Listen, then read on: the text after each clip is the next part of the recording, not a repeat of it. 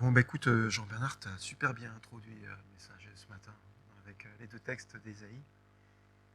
Alors moi, je vais plutôt prêcher sur un des deux versants, parce qu'il y avait deux versants, mais sans qu'on n'oublie jamais le versant de la bénédiction du Seigneur sur notre vie, l'aspect délivrance, l'aspect guérison des âmes, physique, l'aspect qui pourvoit nos besoins.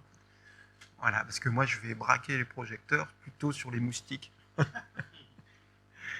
Et sur, ben oui, il y a la réalité, il y a la bénédiction du Seigneur qui nous accompagne, qui est là, qui nous porte chaque jour, qui nous aime.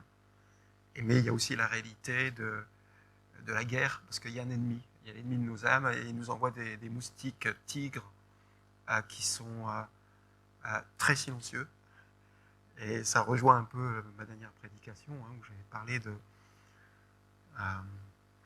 la séduction, qui sévit actuellement dans les églises. Moi, je suis très sensible à ça.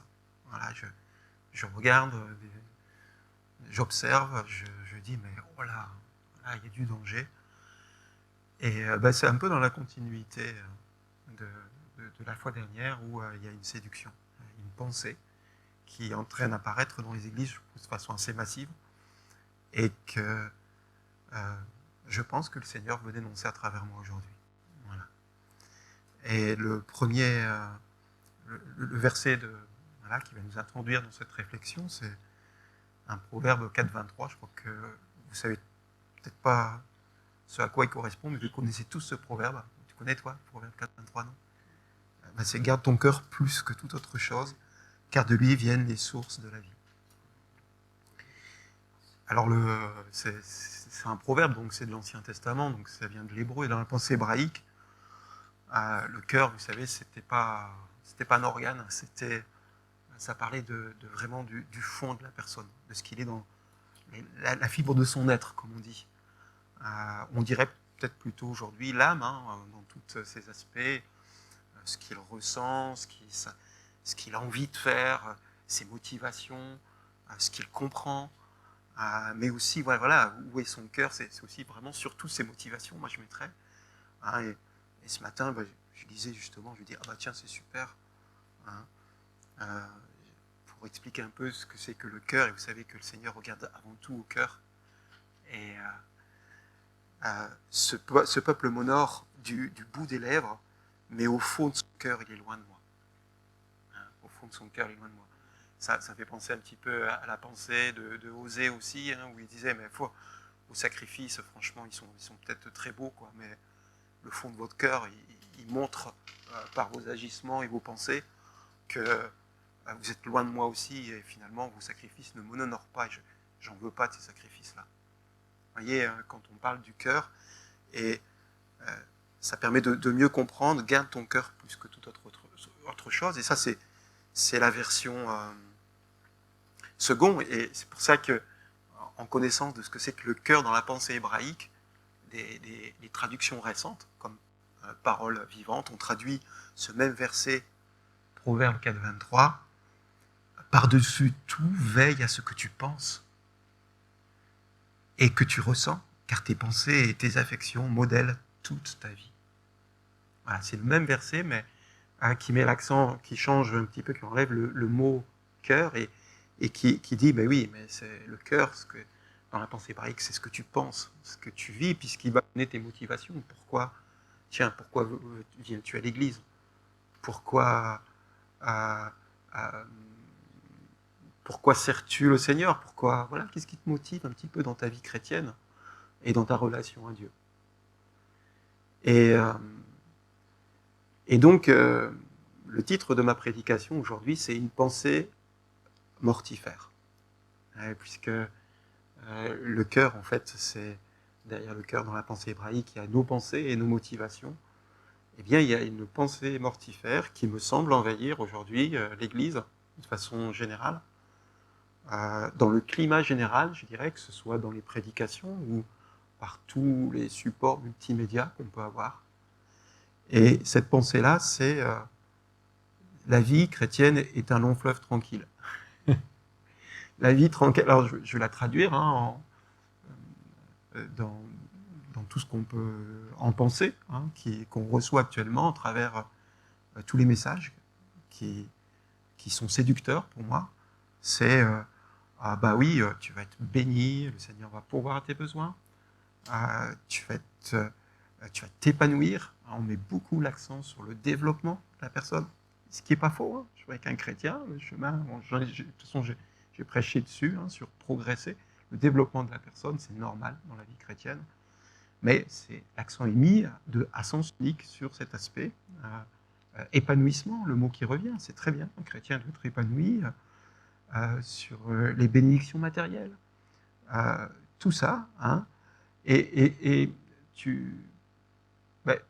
la pensée dominante fait penser que tu entres dans les voies du Seigneur, et il va te bénir, et ta vie va être fructueuse, et tout va baigner, quoi. Ça va être extraordinaire. Et alors, c'est vrai qu'elle vient dans le cadre de notre monde d'aujourd'hui. On vit dans un monde vraiment obsédé par la sécurité et le bien-être. Il suffit de regarder les élections présidentielles. Premier critère, c'était le pouvoir d'achat. Derrière le pouvoir d'achat se cache le bien-être et de pouvoir acheter ce qu'on pense qui va nous mener à un bien-être. Cette civilisation du consumérisme. Hein, et puis la sécurité, hein, le thème sécuritaire est très prégnant dans l'Église. Et ça arrive dans les églises. C'est-à-dire qu'on va avoir tendance à surprêcher dessus sur la sécurité et le bien-être. Ce qui n'est pas faux. Hein, je veux dire qu'avec le Seigneur, il est notre sécurité et il est celui qui pourvoit notre bien-être et qui tient énormément. On a un Papa céleste qui nous aime énormément. Mais derrière cette pensée, le plus souvent, inconsciemment, se cache la pensée qui est dangereuse, parce que c'est tellement annoncé, ce message, que je m'engage avec Dieu, dans une alliance avec lui, pour obtenir le confort et la sécurité. Et le confort et la sécurité deviennent l'objet de ma dévotion pour Dieu, l'objet de mon engagement pour Dieu. Or, il ne me semble pas que ce soit très biblique. Et en fait, plus ou moins, ça devient une idole, en fait. Et c'est ce que je veux dénoncer. Hein. Et pourtant, Jésus, je vais vous lire un passage où on va recontextualiser. Jésus, il a le vent en poupe, comme on dit. Il a commencé son ministère. Il guérit. Il chasse les démons. Il y a des paroles d'autorité. Tout le monde reconnaît en lui, presque tout le monde reconnaît en lui comme le Fils de Dieu, un pouvoir incroyable. Et il crée un engouement sans précédent.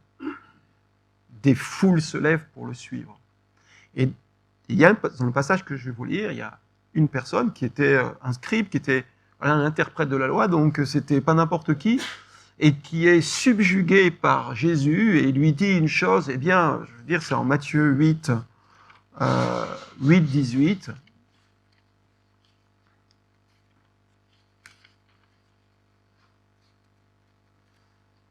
Maître, je suis prêt à te suivre partout où tu iras. Voilà, il est mais tellement émerveillé, il est emballé, quoi. Enfin, je veux dire, il est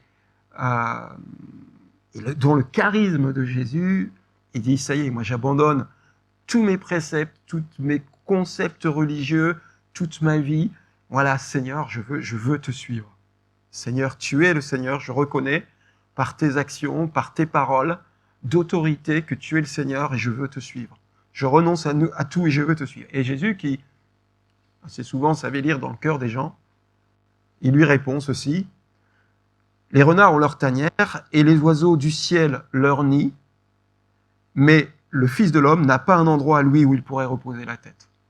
Donc il dit, ok, tu veux me suivre, mais sache tout de suite, voilà, tu vas être mon disciple, tu vas me suivre moi, mais tu n'auras pas de tanière, tu n'auras pas de nid. Autrement dit, tu n'auras pas de confort. Autrement dit, ok, tu veux me suivre, très bien, mais attends-toi à une vie relativement inconfortable. Et vous savez que Jésus le dit souvent, ça. Hein. Je prends Matthieu 10, 34, je crois.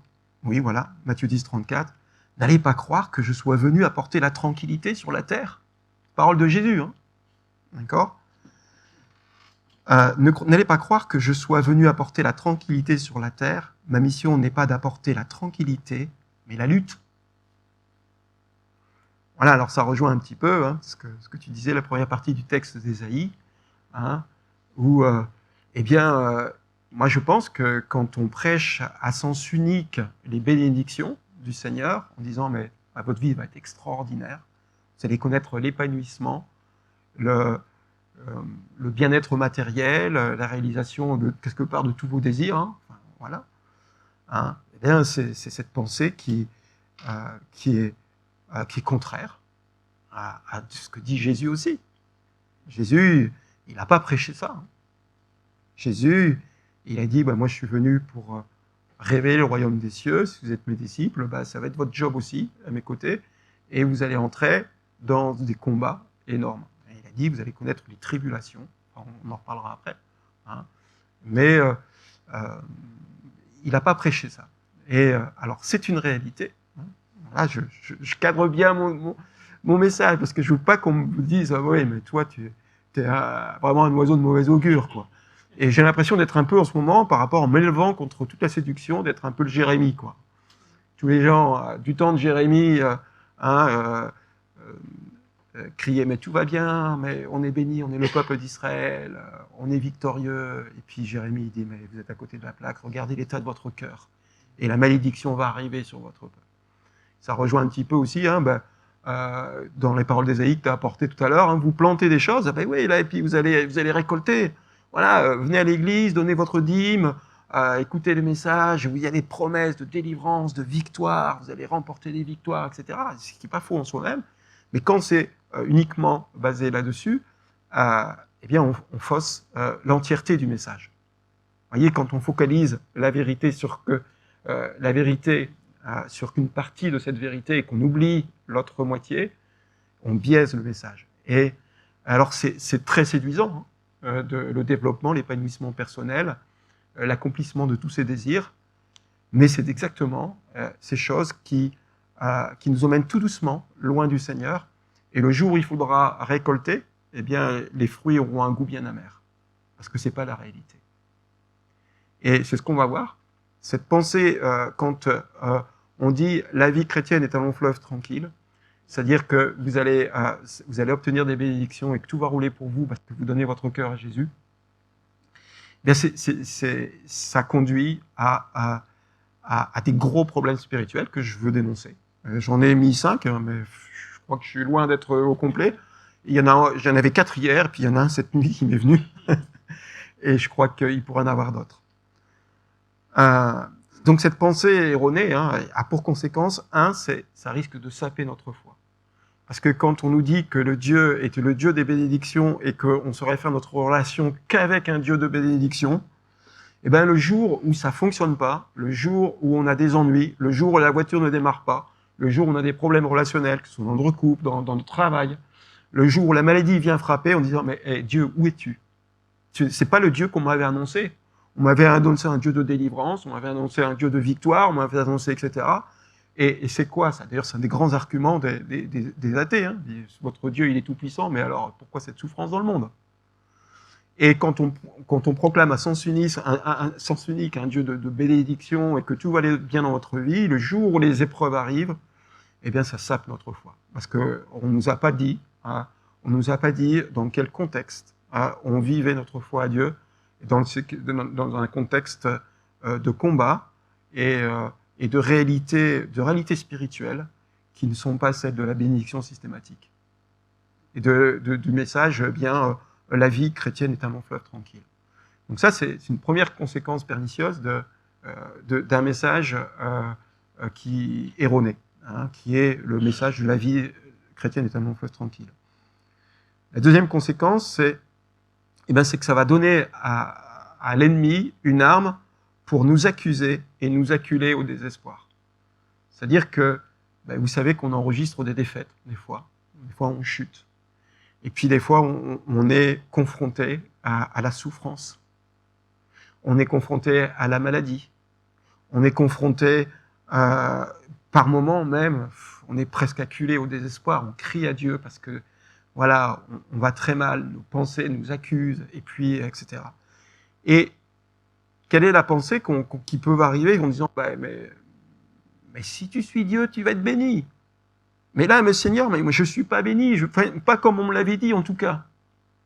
Et je pêche parfois, je suis sur un chemin difficile, alors que j'essaie de t'obéir, et puis ce chemin, mais il est dur.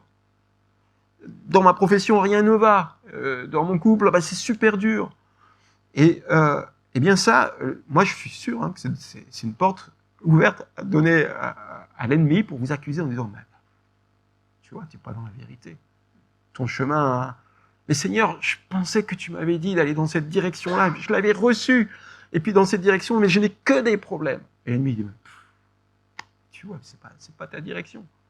Voilà, je pensais faire ce métier-là, et puis, Seigneur, tu me l'avais mis, et je crois vraiment que j'étais vraiment de ta volonté, mais je rencontre que des problèmes. C'est normal. C'est d'autant plus normal que c'est le chemin voulu par Dieu, c'est d'autant plus normal de rencontrer l'adversité. Voilà. Ça, c'est la réalité. Voyez, et puis l'ennemi, vous ouvrez une porte à l'ennemi pour vous faire douter d'un chemin que vous avez reçu, de conviction que vous avez reçu, d'attitude, et puis tout simplement de façon très générale, le chemin de la vie chrétienne, de la vie en Christ, et qui est le bon chemin. Et dire, mais non, mais là tu te trompes. Voyez, donc ça c'est le deuxième, une deuxième conséquence négative de tu vas avoir une vie fastoche. Le Seigneur va te bénir, le Seigneur va te porter, etc. Une troisième conséquence, c'est qui est liée, de toute façon toutes ces conséquences elles sont très liées les unes aux autres, et c'est des variantes, mais c'est que cela peut nous décourager. Parce que si on vous a prêché un Dieu qui bénit et qui va vous aplanir le sentier, parce que quelque part, c'est vrai, des fois, le Seigneur aplanit le sentier, on est bien d'accord. Mais à sens unique, en disant, mais ça va être super facile, et vous allez porter, et vous allez de victoire en victoire, eh bien, c'est que face à l'adversité, eh bien, on va se trouver bien léger. Moi, je prends l'exemple d'une équipe de foot, voilà, quand il a la Coupe de France, vous savez, des fois, il y a des petits clubs qui rencontrent des gros clubs. Voilà. Et quand un petit club va rencontrer le PSG, ils ne vont pas arriver sur le terrain en disant « Waouh, ça va, on va obtenir la victoire, ça va être fastoche ». Quand ils arrivent avec le couteau entre les dents. Si Mbappé il a un ballon, il y a 3 joueurs qui sont sur son dos, quoi. Ils ne lâchent rien, en fait. Ils savent qu'ils ne doivent rien lâcher parce qu'ils savent qu'ils vont rencontrer une adversité exceptionnelle. Ils n'ont sûrement pas le même état d'esprit quand ils rencontrent le dernier de leur championnat où normalement ils doivent remporter le match facilement, et ce qui leur vaut souvent d'ailleurs des déboires.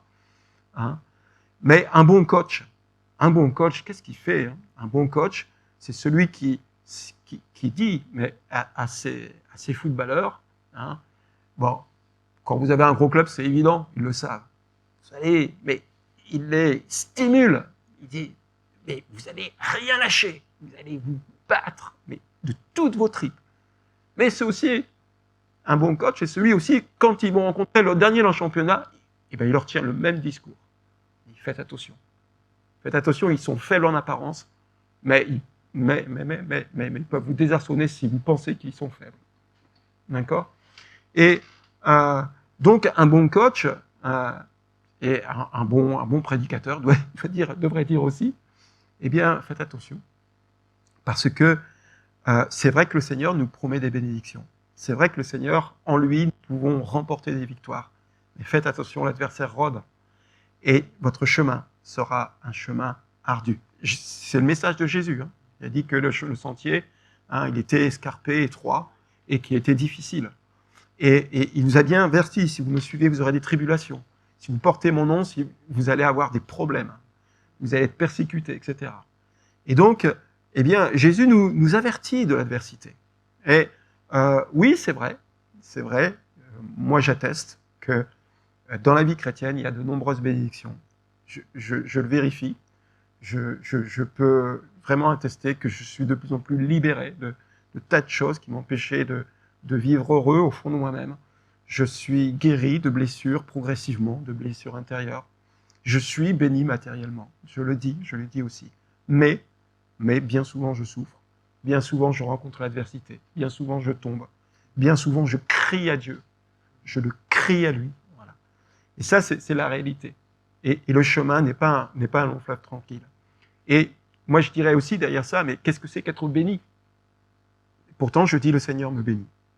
Je souffre parfois, je galère parfois, je chute parfois, mais le Seigneur me bénit. Et d'ailleurs, je fais juste cette petite réflexion, mais quand vous dites à vos frères et sœurs que Dieu te bénisse, je dis, ah ouais, ok, mais vous savez peut-être pas ce que vous lui dites, parce que quand Dieu bénit, il sait comment il faut nous bénir. Et des fois, il nous fait passer par des épreuves, voilà.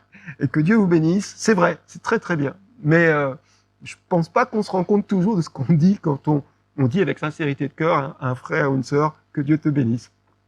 Ah bah qu'il prenne bien soin de toi. Mais il va t'expliquer certaines choses et il va utiliser certains moyens, voilà, il va exploiter d'ailleurs la méchanceté du diable pour te bénir en fait et pour te faire grandir. Mais c'est pas un long fleuve tranquille. Donc, voilà, je reprends un petit peu déjà les 3 premiers points pour que ce soit clair. La pensée unique de la bénédiction trop facile va saper votre foi, va donner des armes à l'ennemi pour vous accuser. Cela va vous décourager si vous n'êtes pas conscient que vous êtes dans une guerre et que chaque matin vous devez vous lever le couteau entre les dents. Alors le couteau entre les dents, c'est des armes. On a les armes, on les connaît dans Éphésiens. Mais moi, j'en mettrais une qui chapeaute toutes les autres armes, c'est la prière. Voilà. Et ça, voyez, si on vous dit, mais tu crois en Dieu, tout va couler de source, je crois que ça n'incite pas à prier, puisque ça va venir tranquillement. 4e raison pour laquelle cette pensée est dangereuse, c'est que cela sape je mets entre guillemets, faites tous vos efforts qu'on trouve dans l'épître de Pierre, 2e épître de Pierre, il dit, faites tous vos efforts. Je veux dire que si, puisque vous êtes chrétien, tout va tomber tout cuit dans votre vie et que tout va s'agencer facilement puisque Dieu va remporter des victoires en vous, Dieu va vous bénir matériellement, Dieu va vous guérir, tout ça c'est vrai. D'accord? Mais si vous pensez que rien que le fait d'entrer dans cette relation à Dieu, que tout va découler de source, et de prêcher ça uniquement, sans prêcher les efforts qu'on doit faire. Parce que dans Pierre, c'est écrit « Faites tous vos efforts ». Et relisez, ce matin, j'ai relu rapidement la première épître de Pierre. Et voyez tous les engagements que la parole demande aux chrétiens. Et j'ai envie de dire, en fait, il dit, il y a la panoplie du chrétien parfait. Quand on lit, on dit, mais faites ceci, soyez bon avec cette personne-là, soyez gentil, rendez toujours le mal par le bien et tout ça. Mais tu dis ça, mais c'est pas possible, je peux pas faire ça, c'est super chrétien, moi je peux pas. Mais ce que nous demande le Seigneur, c'est de faire tous ces efforts puis d'apprendre. Voilà, ça c'est toute la vie chrétienne, le laisser agir à travers nous, c'est là qu'on remportera les victoires. Mais il y a ce fait tous vos efforts. Et je dirais, d'une façon simplifiée, c'est que nous sommes avant tout des résistants. Faites tous nos efforts, c'est dites non. C'est dites non à l'hypocrisie, non à l'égoïsme, non à la méchanceté, non à, je sais pas, toutes ces choses qui sapent notre relation aux gens, et tout ce qui pêche. Dites non au péché. Et moi, je dirais que dans une église, peut-être, il y aurait d'un côté, un peu pour reprendre les deux côtés, tu disais d'Ésaïe, la croix, qui nous dit, oui, nous sommes sauvés et nous sommes bénis par Dieu. Et puis de l'autre côté, j'écrirais, mais en immense, de haut en bas, un non. Non, un non. Et puis je mettrais à côté, non à l'égoïsme, non à la méchanceté, non à la médisance, non à tout ce qui pourrit le monde et aussi le corps du Christ, en fait. Et je pense que l'évangile de la bénédiction systématique cache faites tous vos efforts pour soyez des résistants. Vous savez, je dirais à la guerre mondiale, à la Seconde Guerre mondiale, il y a eu des Français qui ont dit non à l'invasion de l'ennemi et toutes les valeurs qui étaient celles de Hitler. Donc non à l'antisémitisme, non à la dictature et à la fin des libertés. Et ces résistants se sont levés pour dire non. Franchement, ils avaient peu de moyens et leur impact était limité. Mais ils se sont mis debout, ils ont dit non, on refuse ça. Et ben nous sommes des résistants. Vous voyez? Et l'évangile de la bénédiction systématique sape cet esprit de résistance que nous devons avoir. Voilà. Et ça, c'est une quatrième conséquence. Et la cinquième, je dirais, et je vais la développer un petit peu, cette cinquième, c'est de prier faussement. Oui, parce que de croire qu'on va obtenir systématiquement la bénédiction comme on le veut quand on prie Dieu, eh bien, nous altère nos prières. Et je vais prendre trois exemples de prières.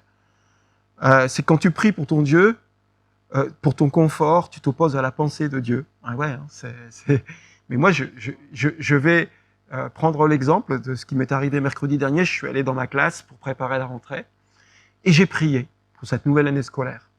Et là, j'ai pris conscience, parce que le message il était en préparation, puis que ça commençait à me travailler. Je suis le premier prêché, hein, parce que je dis, hein, ça me concerne moi aussi. Hein. Je suis pas au-dessus de vous. Hein.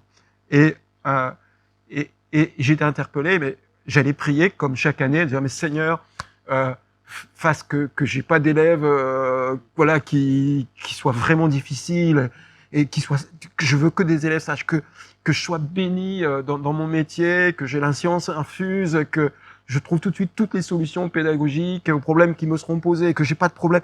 Ouais, j'ai toujours prié comme ça, Seigneur, tu bénis mon année, tu bénis l'année.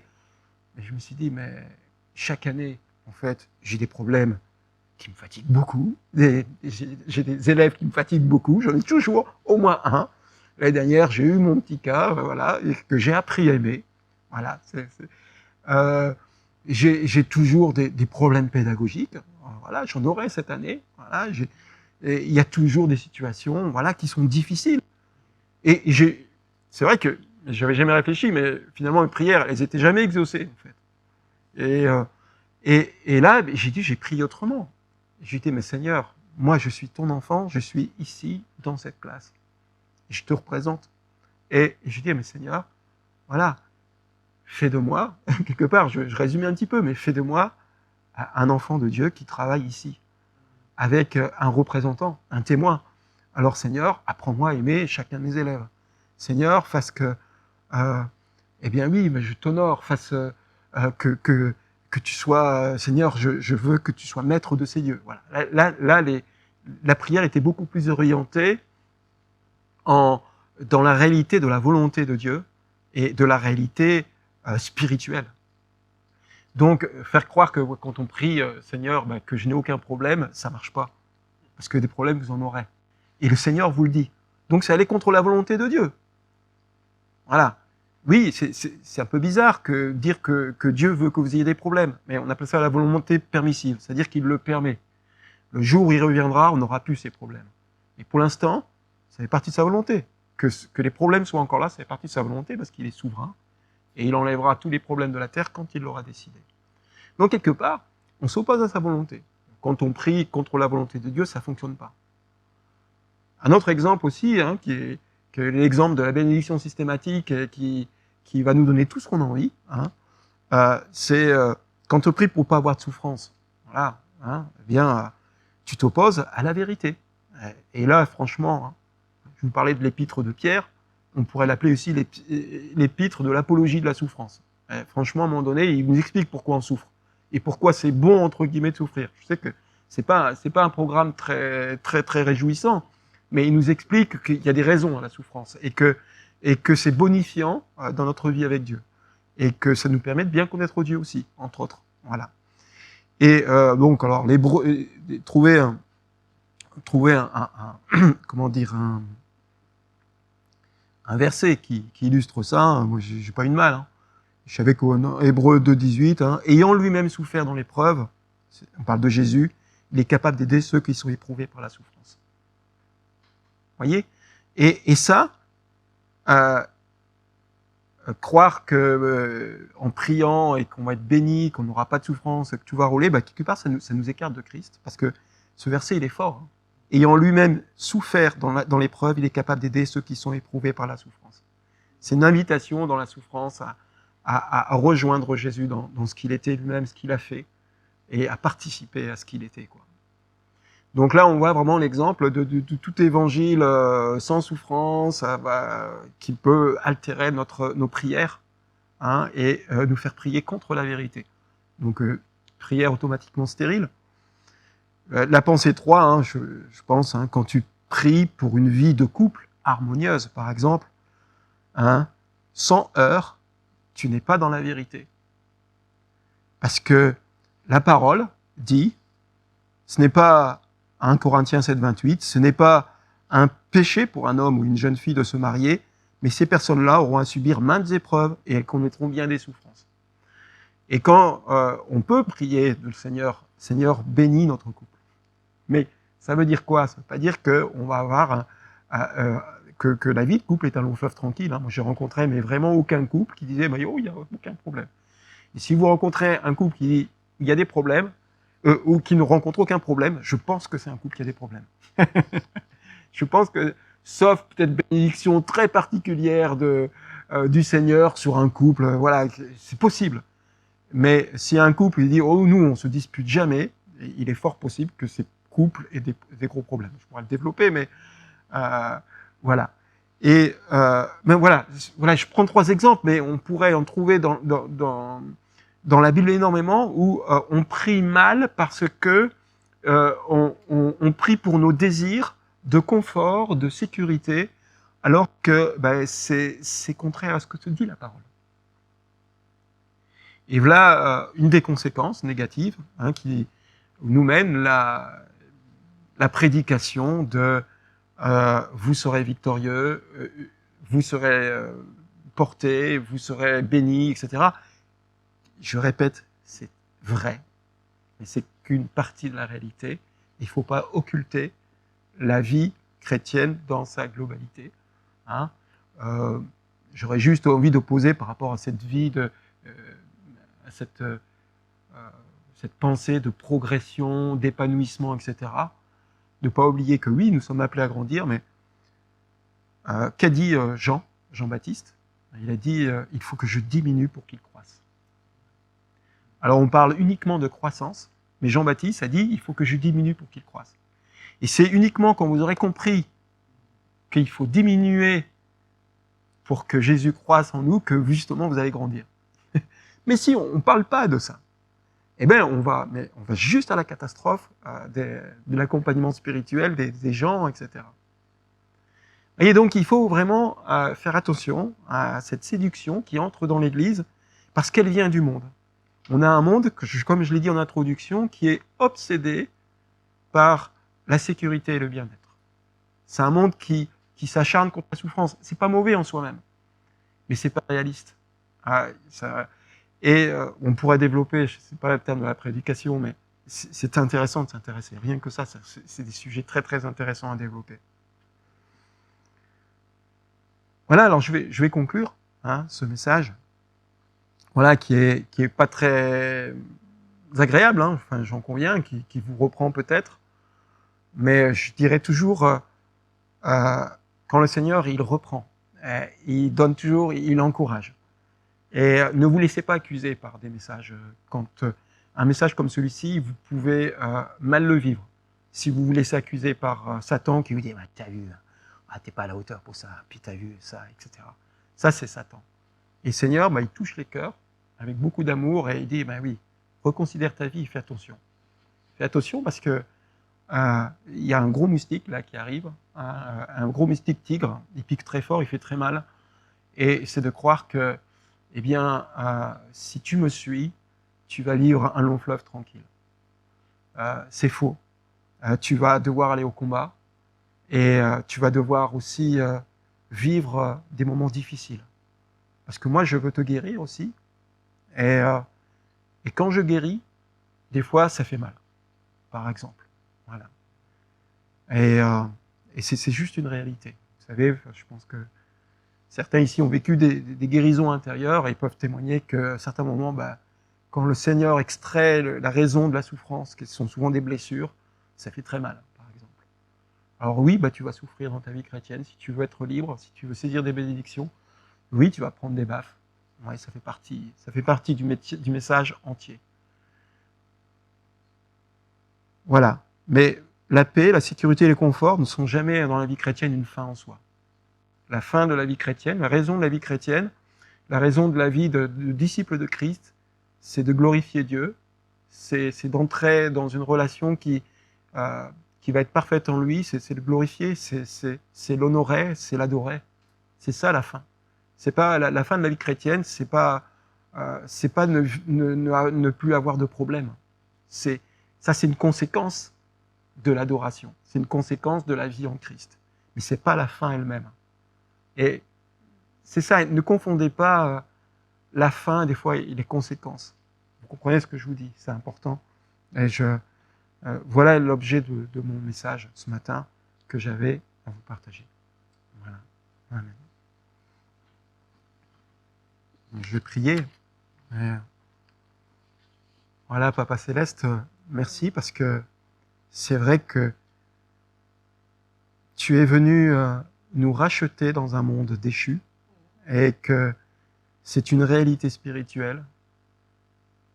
Et comme le disait Élie tout à l'heure, il y a aussi notre être charnel des fois qui remonte aussi parce que voilà, c'était la réalité du monde déchu et il y a celui, le nouveau, que nous sommes appelés à être, Seigneur, et que ça, c'est un chemin qui n'est pas facile.